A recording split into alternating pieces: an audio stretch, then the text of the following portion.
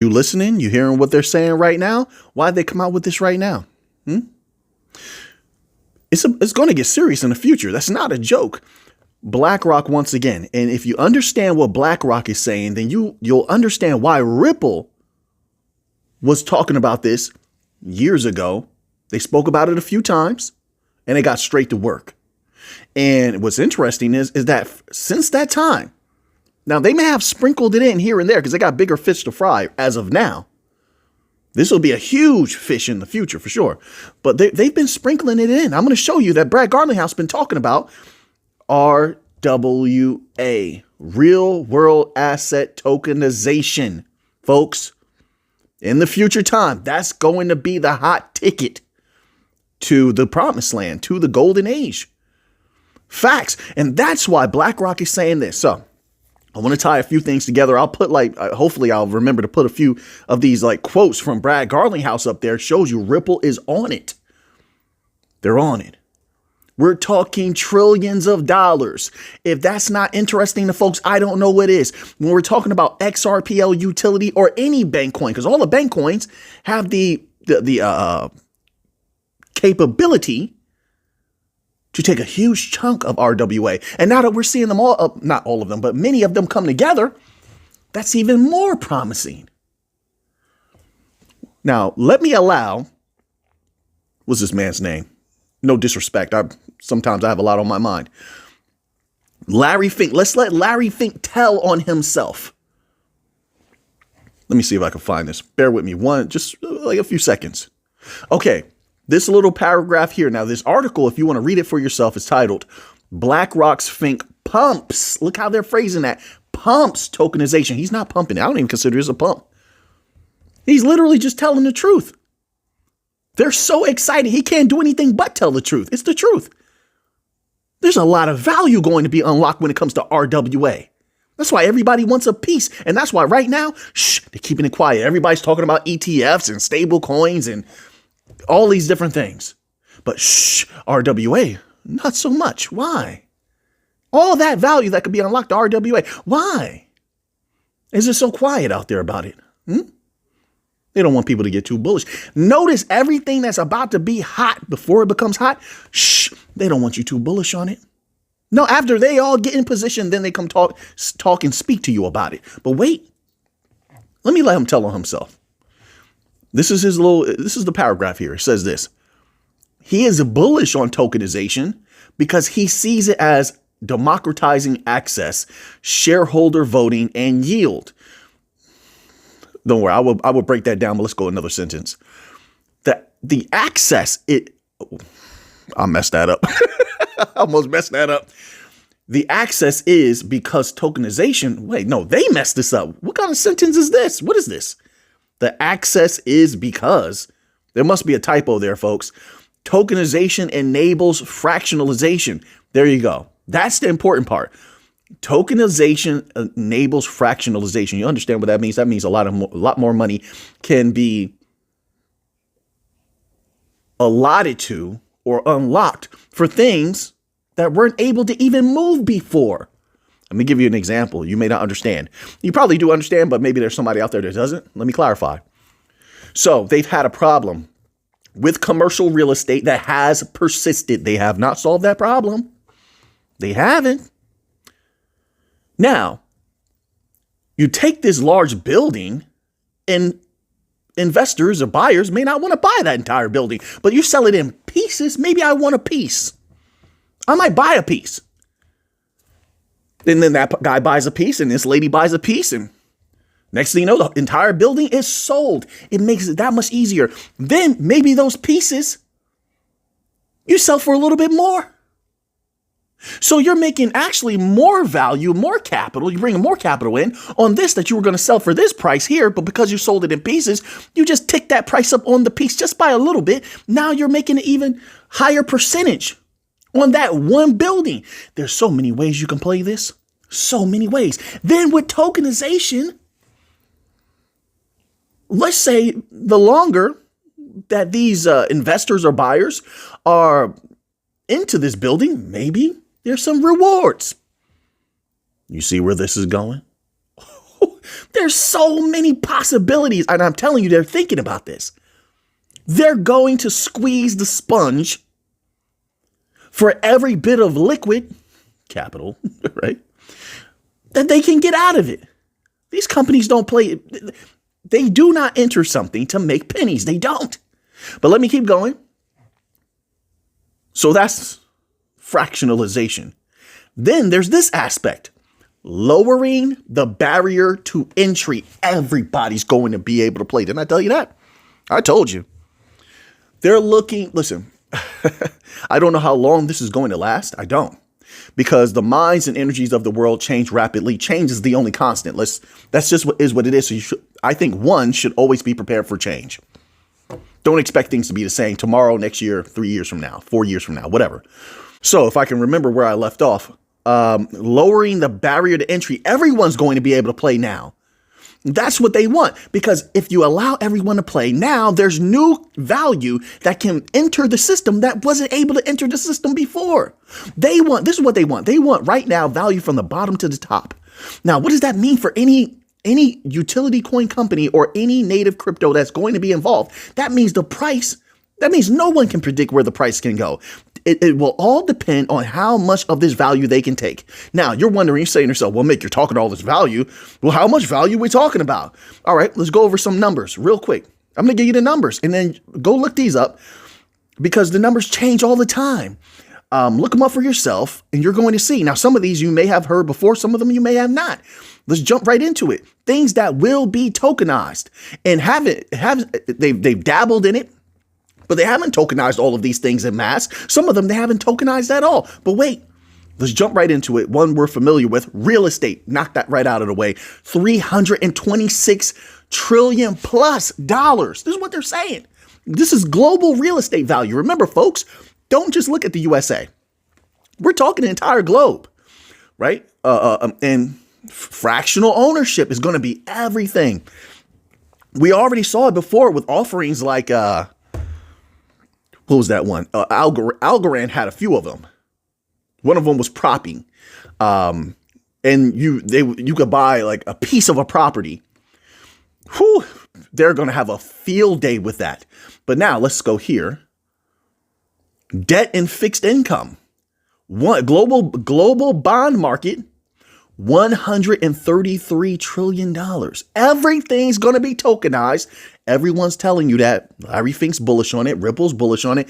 Just go look it up. Look at all of these big time money makers, asset managers, etc. are saying about RWA. They're all working toward it. Private credit, 1.7 trillion. Let's run through this real quick. Equities and private equity. This is public stocks, private company shares, venture capital stakes, global stock markets, $110 trillion plus, private equity, $12 trillion plus. Let's keep it going. Bear with me while I scroll. Commodity. We already know commodities, but let's just look. Let's get these numbers on the record. Okay. So commodities, of course, gold, silver, oil, gas, oil. I can't emphasize. Keep your eyes on oil.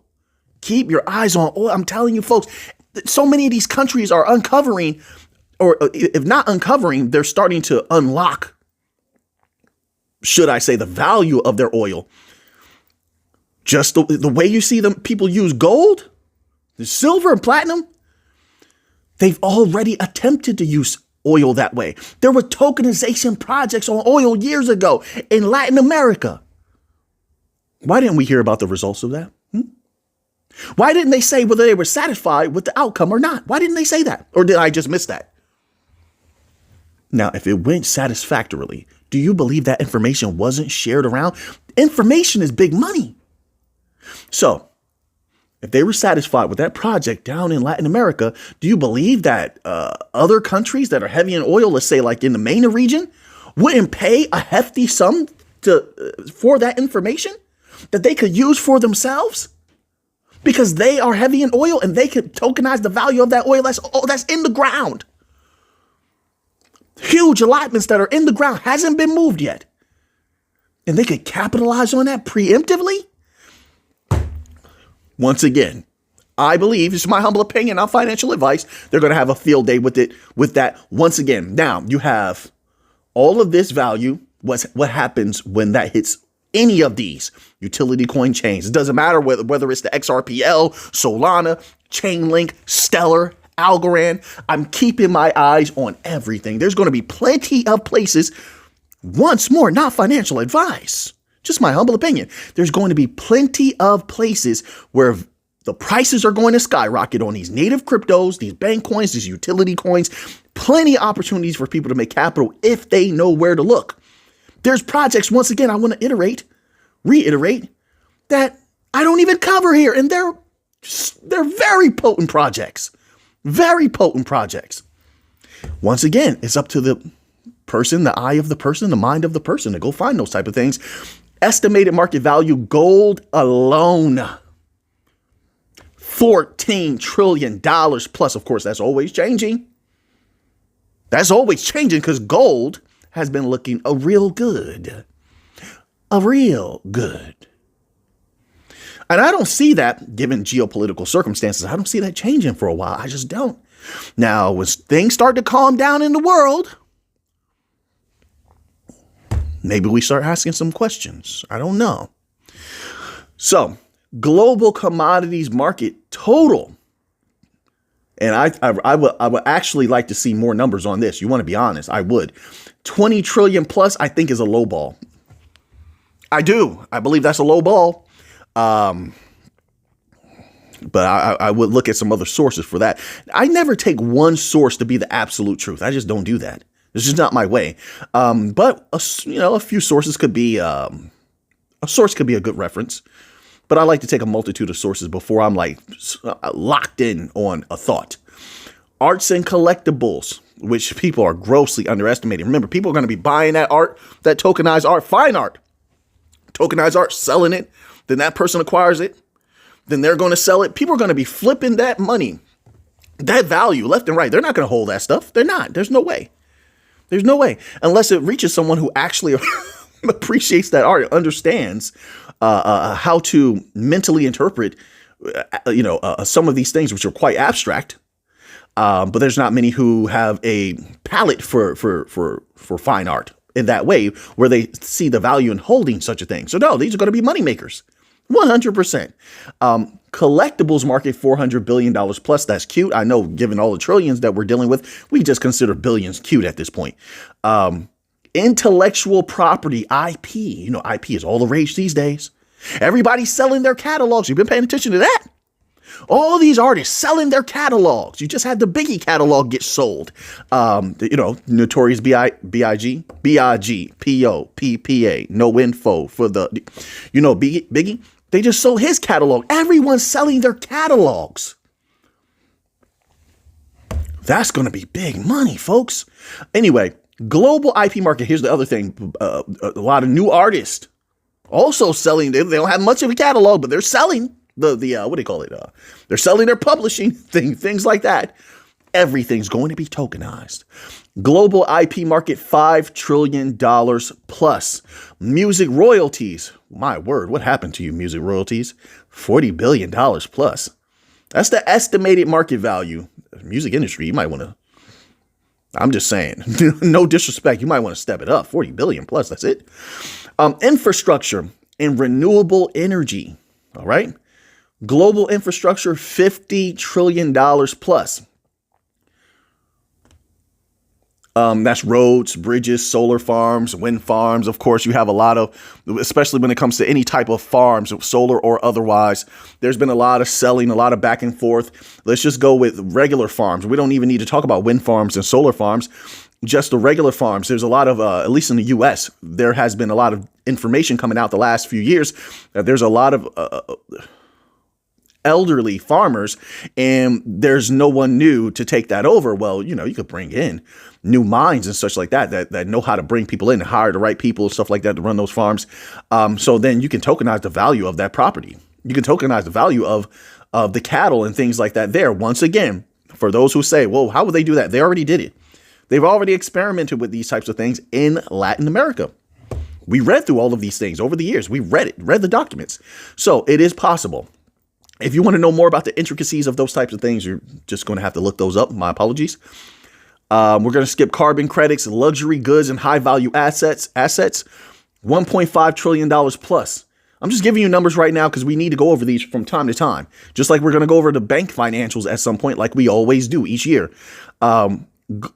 Trade finance and invoices. Global trade finance gap, $2.5 trillion plus. Insurance contracts, $6 trillion plus. Oh, then they even cover it. Here we go. Agriculture. Thank you. I'm glad they put this here. Agricultural assets, farmland, crop futures, $9 trillion plus. Listen, folks, and if you're familiar with these things, you have countries buying each other's farmland and rivers. Is it rivers or something like that? No, it's not rivers. What was it? It was something with bodies of water, or maybe it's the farmland they were buying that's close to rivers, to bodies of water. But either way, these things are getting purchased and sold all the time over the years. And there's been some interesting talks about possibly forcing some countries to sell certain farmlands, which then would put those up for sale. Right. But then the individuals who buy them, are they going to actually utilize them and hold them for some time? Or are they going to, put a little bit of value on top of that and then resell that? That's the interesting part. But those are going to move. $9 trillion plus. Sports and entertainment is cute. $500 billion plus. Whatever. I'm interested in the trillions. Private debt and SME financing. I don't know why I was about to read it like that. I don't know. But anyway, global SME lending gap, $5 trillion plus. So now that we've gone over those numbers, we're much more erudite and much more wise. And we're going to move on. Because now because I had to stop in the middle of the video to go handle something, I have no idea how long this video is now. No clue. So let's get to some of this nice little Bitcoin news to close things out, okay? So I like to keep up with, wait. So we have some Bitcoin price predictions. Bear with me one moment. Come on now. Just give me a little bit of time. I'm a person too. Hold on now. I'm trying to get I have 3 Bitcoin articles. I want to see which one is the more potent one that we can get to today. You know what? Hey, today is BlackRock's day. What can I say? They're saying a lot. They're doing a lot. Let's do the BlackRock article. Larry Fink says Bitcoin could replace the dollar as the world's reserve currency because of national debt. You know what this is for? This is for all the big companies he's trying to make them bullish. It's not about the regular people. He knows BlackRock knows regular people don't like them. They know that. They're aware. They're aware of social media and the hatred that the regular people have for BlackRock, Blackstone, Vanguard, etc. This is not for the regular people. This is for the businesses and other asset managers. They're trying to make them bullish. They want Bitcoin to go off. See, with the bank coins is different. Still got a little bit of time. They want that Bitcoin explosion to be larger than life. That's why they keep buying the dips. They're the new, what do they call that? They are the new dollar cost averagers, right? A version of that. BlackRock CEO Larry Fink warning that America's rising national debt could threaten the dollar status. Mr. Fink, where have you been? There's been a problem not just with the U.S. dollar, although that's interesting. And I understand why you would do such a thing as a manipulative measure, why you would just isolate the U.S. dollar. There's problem with fiat currency overall globally, literally. If there was not, there wouldn't have to be value infusions into all of these major financial systems. And I know it because I read. All right. That's what they don't want. They don't want people. This is my humble opinion. You don't have to agree, but they want people tired from running their business and working. They don't want the people educated or wise. You can't control a wise, educated person. You can't. So they just wear everybody down. Anyway, but some of us, we know, we watch, we read. With America's national debt sitting comfortably over $36.2 trillion mark, BlackRock CEO Larry Fink is warning the burden. All right, I'm going to skip all this little negativity he's trying to put in for dramatics. He argues that decentralized currencies like Bitcoin. Wait. Oh, yeah. Tell on yourself. Tell on yourself. He argues that decentralized currencies like Bitcoin, so not just Bitcoin, but wait, if it's not just Bitcoin, see, I like to ask questions. If it's not just Bitcoin, what other ones are you talking about, sir? Huh? Let's just go ahead and throw Ethereum in there. Every time people say Bitcoin, they also have Ethereum right in the back of their mind, right there. It's right there. So let's put them to the side. What other ones are you talking about? Are you speaking of, sir? Could it be an XRP? A Solana? Who is it? See, it's food for thought, isn't it? Gets your mind working, doesn't it? But look at him telling on himself. But anyway, decentralized currencies like Bitcoin. And somebody might say, oh, I don't do it, because I know there's all this arguing out there. I'm not going to engage in it. It does not benefit me. Oh, XRP is centralized. To each his own. They say it's sufficiently decentralized. Same way with Hedera HBAR. They say it's sufficiently decentralized. It is what it is. All right. So, to each his own. Tomato, potato. All right. So, now, but he says, as world organizations lose faith in national currencies, I wouldn't say that. It's all a setup. They know it's time for something new. This always happens. Change is the only constant. There's always something new. There's a season for everything. And the season for fiat currencies, in my humble opinion, is almost over. It's almost over. You even have some countries that have removed their fiat currencies and forced their people to use digital currency. Right. All right. Fink explained his theory in his 2025 letter to shareholders. Told you. He wants everyone excited. This is why they put out in the news media as well. It's not just to shareholders. He's been speaking to the news media the same way to the public, but it's not for the retail public. It's for any business that's not attached to them. He wants them to hear his thoughts. He wants them to serve that agenda. That Bitcoin price, we'll see what effect this has, but Bitcoin is super bullish. That he's not lying about that. Quote, the U.S. has benefited from the dollar serving as the world's reserve currency for decades. That we know. We're preaching to the choir, sir. Quote, the national debt has grown at least 3 times the pace of GDP since times square debt clocks start ticking in 1989. Talk more about the bit of the coin. I'm scrolling down. I hope you're all having a fantastic day. So bottom line is, as I'm scrolling here, and he's just going on and on about things we already know. Larry Fink thinks Bitcoin could replace the dollar. All right. He's super bullish on Bitcoin. I am as well. I won't be forever, but I am right now. Super bullish on gold. I'm looking at silver. My peeper. I always love silver. My peepers. Isn't that right there? That's a peeper, right? I'm not peeping. Peeping silver, right? All right. So now that you have that information, what are you going to do with it? I know what I'm going to do with it. So until next time, everybody, let's get to the money.